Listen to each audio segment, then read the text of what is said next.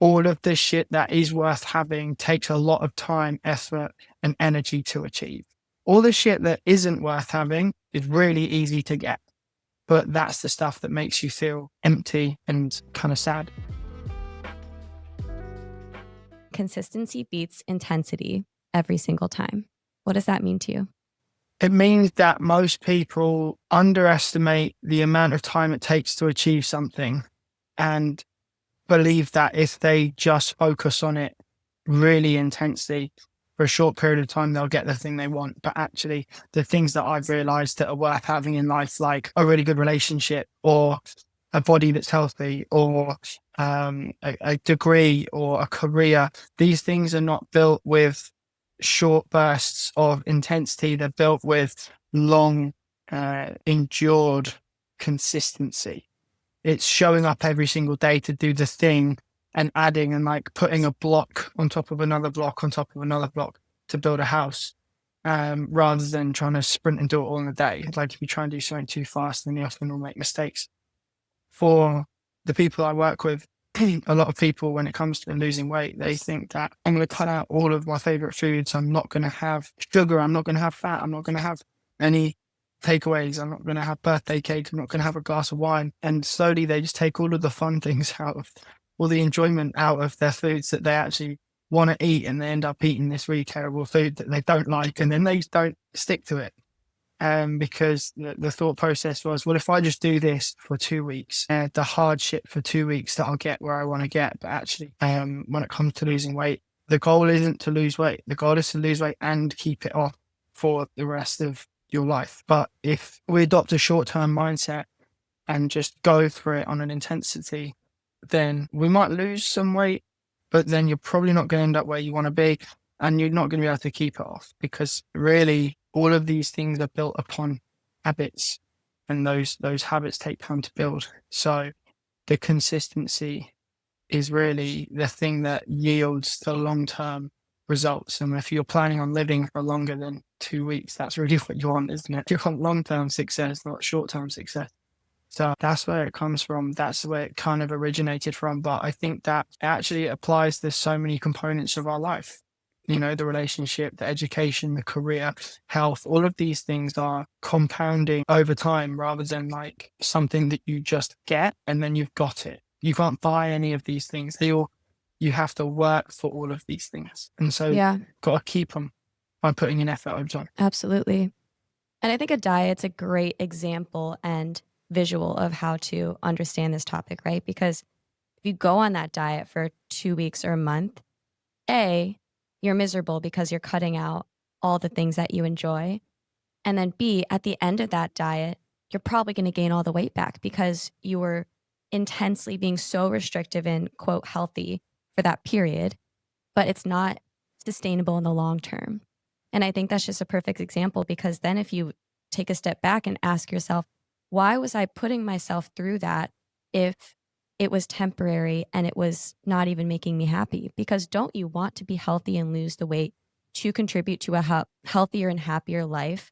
But if you're on such an intense and strict diet, what's the point? Like, it's not really making you happy and it's not really making you better or enjoy your life in a better capacity. So I do think that's really interesting and just speaks to the fact that, no, if you actually just take healthier steps and make changes that are smaller but more sustainable in the long term over a consistent period of time, then, like you said, you don't have to cut out the birthday cake and the wine once in a while. Like, you can incorporate a balance where you're able to be happy and meet those fitness goals. And bonus point, stick to it in the long term. So I do think that we can apply that to every aspect of our lives. And I think one key ingredient here that I'm always reminding myself of is patience. Because on social media, we see like the minute long highlight reel, right? Of maybe someone doing something intensely for like a minute long and want these quick overnight results. But as you mentioned, I think the most important things in life come after long-term consistency, taking those small steps every day rather than intensely pushing for a couple weeks and then burning ourselves out or giving up. Yeah, you're right. Social media is a really interesting thing. And I remember what it was like before social media, because I'm like right on the edge where I was a teenager when the internet was becoming more widely available, and we switched from, there was dial-up internet before broadband was even a thing. And so I was kind of this, I had the pre-internet, like what life was like, and then the post-internet, and how Instagram and TikTok and social media have all changed how people interact with each other. And so like before all of these things, before the internet, everything was um, basically that you had to work for a given period of time and then you would get some reward. That reward might be you get to hang out with your mates, you get that conversation with the girl that you fancy, you get to go and eat a nice meal at a restaurant or whatever this thing is. You discover a new place. All of these things were the payoff for the effort, right? So you always had to put effort and time and usually money into something first. You had to put all of these things in, and then you got rewarded with this payoff. Whereas now we have to put in very little time, very little effort, and very little money to get the payoff. It doesn't train us as humans, and we are like animals. We do need to be trained to do certain things. The system that's in place now trains people that you don't have to put much effort in, and you'll get a dopamine hit. And that dopamine is a really important training tool for us as human beings. Because like everything that's really worth having, like the body, like the education, like the relationship, like the career, all of these things, they take a lot of time to achieve. And we need to constantly put into them in order to get the actual good thing out. But with social media, with Uber Eats, with Deliveroo, with all of these things, there's no need to put in the effort to get the reward. And so what we tend to do is see that the reward isn't actually that good if we don't have to work for the reward. We perceive it to be less valuable if we don't have to put effort in. Just like you perceive something to be less valuable if it's cheaper, we just think that stuff is better if it's more expensive or we've had to work harder to achieve it. We value it more. And so all of these things are becoming less valuable and easier to achieve. And that trains us that we don't have to put in the effort and the time and the money to then get the output, which is very hard for people because all of the shit that is worth having takes a lot of time, effort, and energy to achieve. All the shit that isn't worth having is really easy to get, but that's the stuff that makes you feel empty and kind of sad. Yeah, absolutely. One of my favorite figures in the self-improvement space, Alex Hormozy, he says this quote in an interview that I listen to a lot, that this is what hard feels like. And I just love that because what it does is it just justifies and validates that discomfort that we feel when we're doing something hard, when we're doing something long-term and trying to stick to something consistently, especially in those moments where like we want to give up or we feel like things aren't happening. Like it's hard because we are chasing that result and outcome that's really good because it's hard along the way. Like you said, all good things take time and all good things are difficult and a long-term pursuit. Another one that kind of tacks on to that first quote is progress isn't about doing everything. It's about doing what you can stick to. Any thoughts on this? Yes, you have to be able to do the thing for long enough to achieve the goal, whatever the thing is. And it kind of similar to the previous point. You've got to be able to stick with the thing, whatever the thing is that you need to do if you want to achieve the result. This one's quite simple. It comes back to the diet analogy. Like if you've got 50 pounds to lose, and the way that you're going about losing it is that you're waking up at 4 a.m. every day and you're going for a run, and the only thing you eat is salad, lettuce, and chicken, plain chicken with no sauce and no salt and pepper and no flavor and nothing. Like you're not going to stick to it. You're just simply not going to stick to it long enough to get the result that you want. You might do it for a short time, but not for a long time. And therefore it's what's kind of the point, right? Now don't get me wrong. I am all for intensity. I'm all for purpose. I'm all for putting in the work and really like getting after it. I think that those two quotes could be confused with, oh, it's okay to just take it easy. It's not okay. It's hard as hell. Like life is difficult and you've got more competition now than ever. in everything that you want to do. Like, it's hard, like it is difficult. And so you have to just be prepared to like keep going and keep working, setting your sights higher and setting your standards higher than they were before. It's just that in order to get started, the first thing is taking that step. But if you say to yourself, I need to climb that mountain, you've never climbed a mountain before, you've never even walked before, you're really going to struggle. It's just like, let's take the first step in the journey. And then, like, as you're getting better at walking, you can start jogging. And then, as you're getting better at jogging, you can start running. And then you can sprint. And then, as you're sprinting, you can change direction. And then you can jump. And then you can leap. And everything builds from that first step. But if the first thing you try to do is sprint and you've never done walking, you're probably going to struggle. Absolutely. And it's interesting too, because as you mentioned, we have visibility to all of our competition now, right? Thanks to social media. It makes us want to do everything because we're looking at what other people are doing and we're like, oh, I should be doing that. Like maybe I'm not doing enough of that. And in a way, I think it's easy to spread ourselves thin and try to do all these different things. So I think this is a really important insight to remind us that it's actually more important and powerful to stick on our path and be consistent and continue to take steps towards our path and towards our goals rather than getting influenced by what everyone else is doing and their actions and their goals. Because, of course, we can get inspired and learn from people in our space, right? But I think if we're just getting distracted and taking ourselves away from our path just because of what we see everyone else doing, I think that's where it can be detrimental. The comparison thing is what Yeah. you're touching on here. We are not particularly good at comparing ourselves to millions of other people. We're quite good at comparing ourselves to like a few people. You know, as humans, like our little community, we can see how we all stack up and we can look at the options and we can figure stuff out, and that's fine. And we usually feel okay. But when you start comparing yourself to the people you see on social media, which is the top, top creme de la creme of each niche that you're looking at, it's we're not able to really, from a psychological perspective, handle that. And so it does not surprise me so many people feel anxious and stressed and depressed because we are like completely overwhelmed. I'm not impervious to it. I think that's how you say that word. Social media, like I compare myself to people and I catch myself sometimes doing it. Like I'll be watching someone's content and instead of watching it and being like, oh, that's a really good idea, or oh, they did that really well, I'm looking at it and thinking like, why are they getting that and I'm not getting that?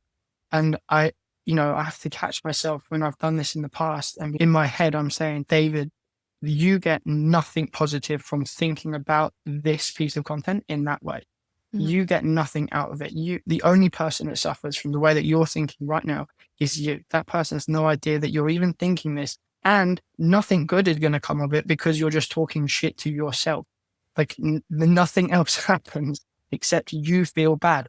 And so I very much like recognized this was happening, in the early days of Instagram, and was like, right, well, Dave, that's not good. You can't do this. So to what you've just said, focusing on my journey became the thing that enabled me to get peace, because I can easily feel anxious if things feel out of control. And anxiety to me is a trigger that there's a breakdown in either my actions and my values or my actions and my goals. And so then that anxiety is a trigger to, you need to do more to align yourself better to the goal that you're trying to achieve or the value that you've set yourself. And then it's really easy because then I can be like, right, I'm in control of my actions. No one else is in control of my actions. I can do my thing. And then this is a very easy way to sort out the anxiety or any of those negative emotions. Whereas if the energy and the focus you're attending is to someone else where you have no control over them and no control over the outcome, it's like this infinite anxiety loop. So that's been super helpful. Comparison's a hard thing because the reality is there's always going to be people doing more and getting better results. Like there's always infinite people we can compare ourselves to. And then those people we're comparing ourselves to are probably comparing themselves to the people above them. Like it is just a constant way to feel in lack and in scarcity. And I think every single person listening can relate to that in whatever it is that they find themselves comparing to, whatever that niche is. And so it is a really important reminder that the more we're looking at their path and comparing to them, the less we're focused on staying consistent on our own. And again, I think it's not to say that we can't be inspired and learn from other people, but shifting that lens from that negative scarcity lens to I'm going to take tips and learn from them and apply it to my own path. I think there is a positive way to twist it, but it has to take us constantly reminding ourselves to untrain our mind to constantly just feel like anxious and like we're not doing enough. So earlier you spoke to this idea that it's easy to feel like we need to just cut out everything that makes us happy, right? But you share in your content this idea that one setback won't derail us on our progress. And specifically, you talk about like drinking, going out with friends, especially during the holidays and indulging at those special times of year. Can you speak to this idea that setbacks won't derail you as long as you're consistent over time? If we look at success over a big enough timeline, then the only thing that is failing is giving up. Mm. So if we like step back and we look at things from a bit of a bigger picture and a bit of a broader time horizon, then we're able to see that the setbacks aren't really setbacks as long as we keep going and we can use them as opportunities to learn. Like I've had setbacks. My first career goal was to play rugby professionally, and I was pretty good as a teenager. And then when I was 16, I tore my ACL. So I had a full knee construction and didn't go pro because of this. Obviously, this is like huge setbacks. The only thing I cared about in the world was going pro. It was probably the most pure period of my life where I had this just singular binary focus and loved everything that I was doing. It was so amazing. And then this injury took it all away from me. That whole career that I thought I was going to have just disappeared. And so, if I just look at it in that one time frame and that's the only thing I think about, then I've lost. But if I think that meant that I didn't go pro, so then I went to university, so then I got my strength and conditioning degree, so then I started working as a personal trainer. So then I met so many different people doing personal training. So that then I went to university and did my engineering degree. And then off the back of that, I was able to then get into Imperial and do my master's in business. And I only was able to do these things because I wasn't a professional rugby player.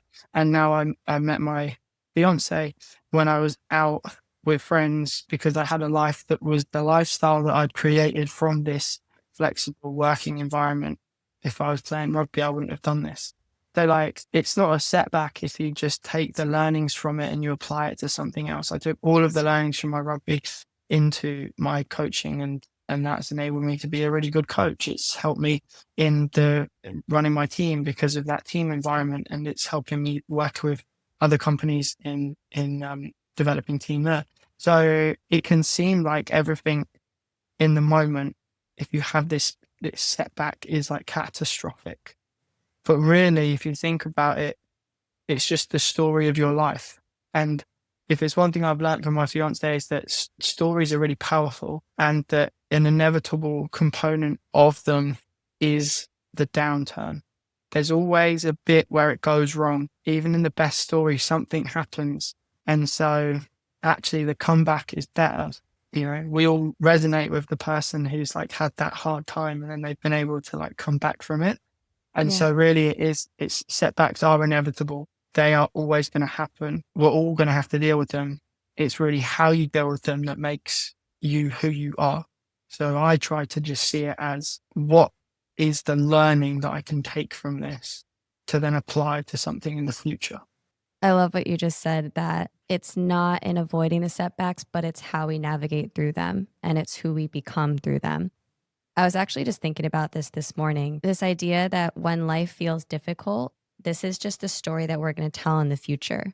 Like, that quote Rocky cutscene where things feel uncertain, where our life just drastically changes, where, maybe we're our biggest supporter. This is the story that we're going to tell when we're in that place in the future that we want to be, I guess, and you think of any single successful person, any celebrity, entrepreneur who's grown a tremendously successful business, anyone, pick your person. They probably have lists full of different failures and setbacks that they navigated through that we're just maybe unaware of or that we're not seeing. Because as you said, it was how they pushed through them and that they pushed through them that got them to where they were. It's not that they're just this perfect person that avoided any setbacks and discomfort along the way. That's just like a huge misconception. And I think the truth is a lot of people, when they face that setback, want to give up.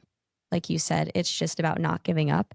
But I think true success means just never giving up through those setbacks, but maybe pivoting, right? Like you had to pivot from your rugby dream, but look where it's led you. You had this great life where you're a successful fitness coach, you have a fiance, you're living this life that you love in London because of that setback in a way, because you navigated through that and asked, how can I change and pivot to live a life that I still love that might not look like that specific dream that I had, but that's okay. We can like shift along the way while keep taking steps forward.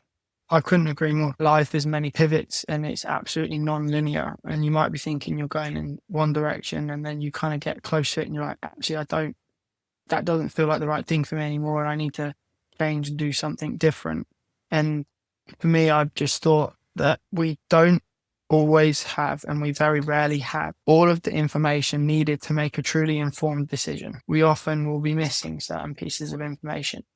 But if you make the best decision that you can, given the information that you've got at the time, then you're always going to end up where you want to be because you've always made the best decision. Even if, in some other theoretical world, you might have been able to make a different decision and like gone to a different place, like maybe, but you just have no idea that that's even possible. So I always think like, okay, yeah, maybe I could have got to where I am now faster if I'd have done different things. The only reason that I know the things that I could have done different is because I didn't do them in the first place and I learned what they were because I didn't know. Otherwise, I would have done them. You don't know what you don't know, Absolutely. I think there's plenty of people who don't make a decision at all or don't take steps forward at all because the circumstance doesn't seem perfect, right? Because there is an element of uncertainty if we head down that direction. But I think stagnation and staying exactly where we are and not taking steps forward because of that uncertainty and not knowing all the answers, that's the worst decision you could make. I think acting imperfectly will always trump acting perfectly. That makes sense. I mean, there is no certainty. Holding on to an idea that there is certainty is futile because there isn't, because you don't know what the future is going to hold. No one does. The future is completely unknown. So like trying to get it all figured out, you're never going to get it all figured out because you're never going to have the information you want because the information you want is in the future and you can't get it because it doesn't exist yet. So this is actually something I learned from rugby from my coach when I was 16, because I used to do it in rugby. I would not make a decision sometimes, right? And he would just say, David, just make a fucking decision and stick with it. He's like, even if it's the wrong decision, as long as you commit hard enough, it will become the right decision. Yeah. And so this was something that was like, oh, that makes it all so much simpler. And it's so applicable to life. It's so applicable to so many things. It's like, okay, maybe if you'd overanalyzed it to a millionth degree, you could have made a slightly better decision. But the chances are that as long as you don't make a completely wrong decision, as long as you make an informed decision based on the information you've got available and the knowledge you've got in your head, and then you commit to it, you're going to make so much more progress than the person that is just over analyzing everything and trying to wait until it's all perfect, because it's never going to be perfect, because you're never going to have the information you want, because the truth is that every single thing changes with time, and yesterday is not the same as today. So what worked yesterday might not work today in whatever thing you're talking about. And we're in a world where it moves so much faster than it's ever moved before. Information transport is so fast. Everything is changing quicker than we've ever experienced in our lives and any other human that's ever lived. So now fast decision making and commitment are probably more important than they've ever been. I feel like I used to be really hard on myself when I would make a decision, as you said, or head down one direction only to kind of like hit that wall or hit that setback. And then I would ruminate and spend so much time and energy just kind of beating myself up and being like, why did I do that? Like, I feel like I just wasted so much time. And if only I chose that other option, right? But similar to that comparison mindset, there's never anything good that comes from those regretful feelings and that rumination from the past. Like literally, I never feel better because of it. It only just pulls me back further into that negative thought spiral and into the past. Like the longer that we spend ruminating on, oh, if only, or if only I knew that, the less we're focused on just taking better steps moving forward. And also, if we didn't go down that path, we would never have learned that lesson. And we're going to learn it in another difficult way, probably in the future, if it wasn't for that lesson learned.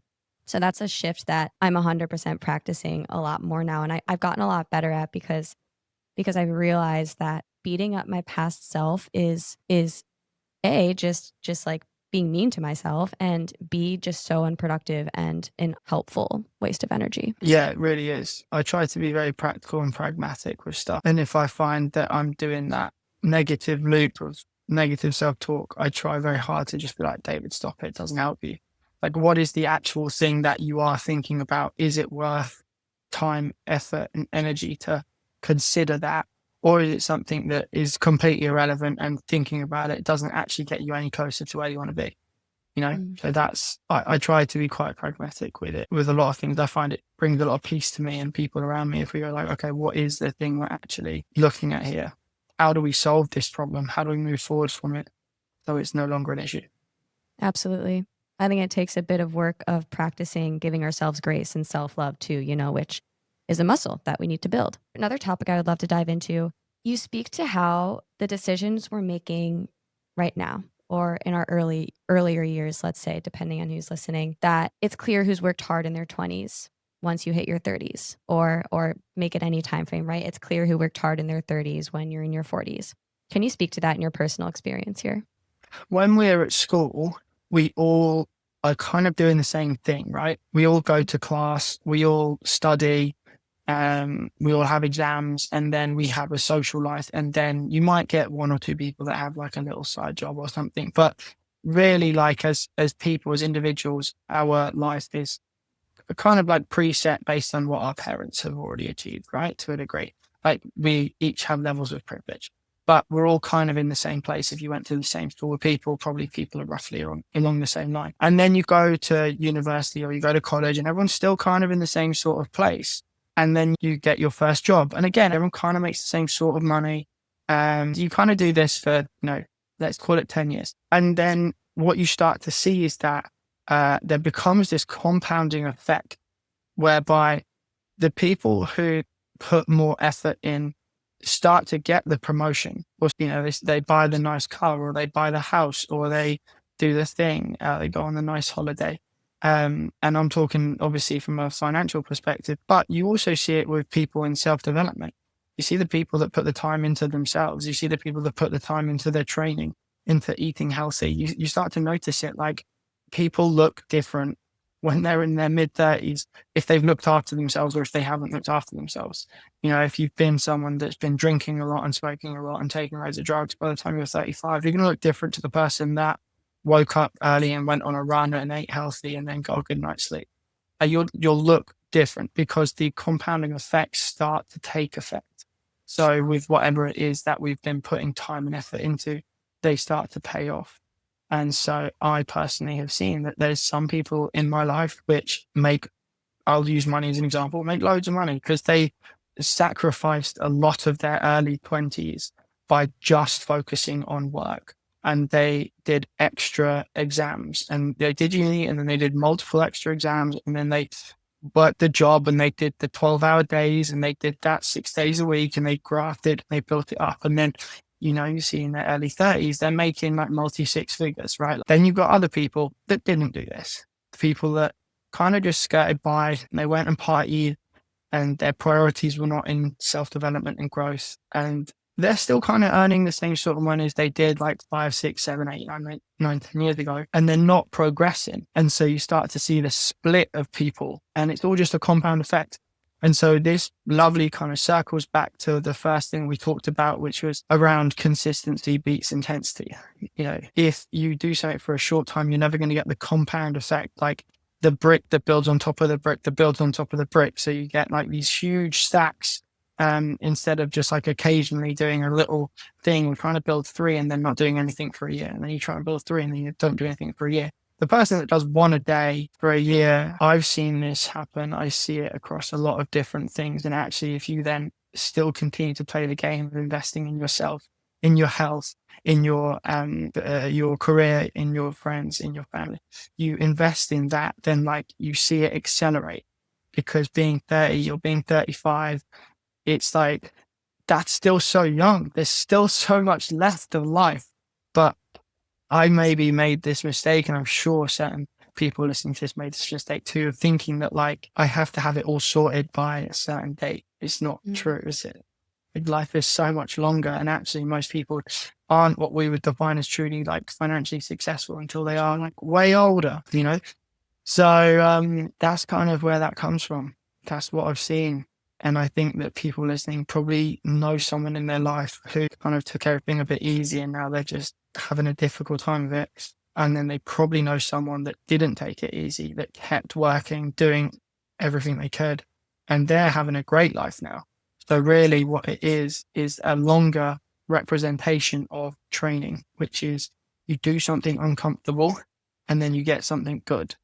Mm. And that's why I think that running and lifting weights are so helpful for people, because they're a really valuable education in I will do the uncomfortable thing now. I'll put myself through hardship because it will generate a payoff afterwards. And that's a representation of life. Yeah, I really love this mindset because personally, I find myself comparing to those people who, yeah, are prioritizing always being social, going through the motions of the 9 to 5, but then really just focusing on having fun in your 20s, right? Society and social media is telling us kind of that's what our 20s are for.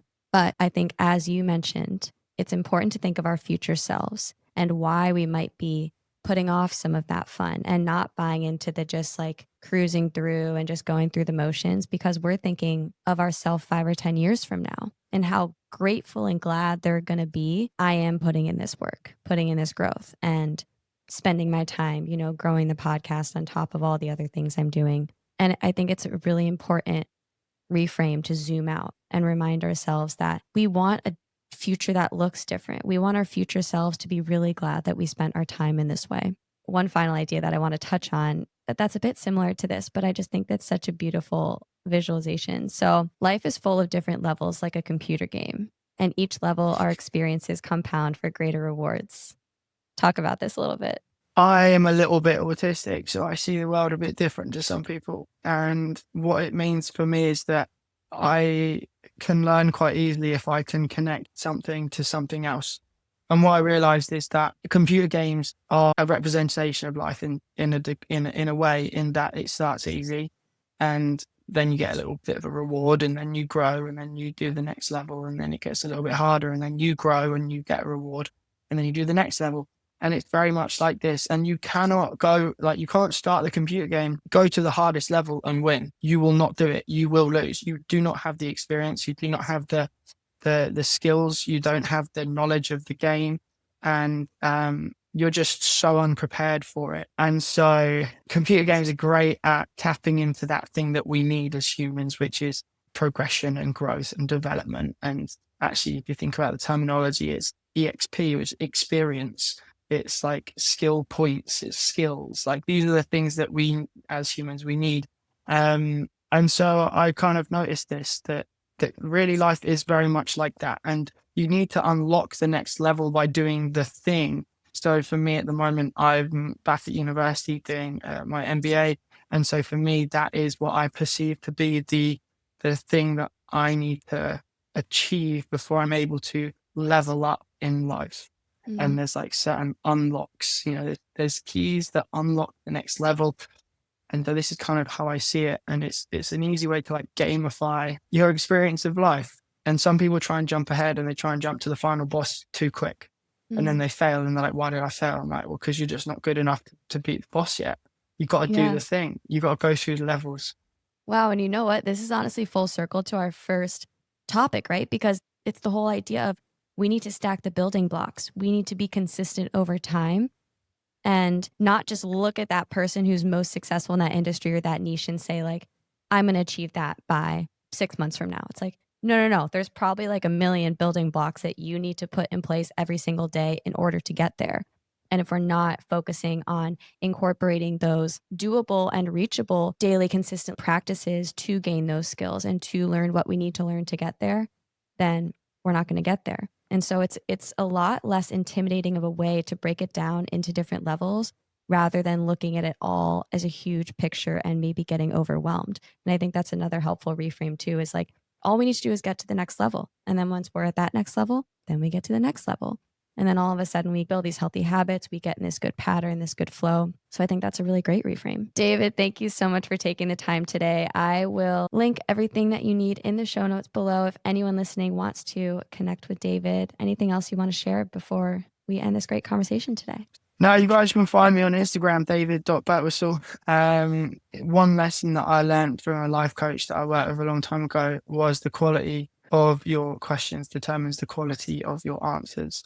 And the number of difficult conversations you're willing to have will directly impact the quality of your life. I live my life by those two phrases. I love that. I love that. David, thank you so much. Don't forget to press subscribe wherever you are listening for more realistic and relatable insights to live a more fulfilling life. See you all soon.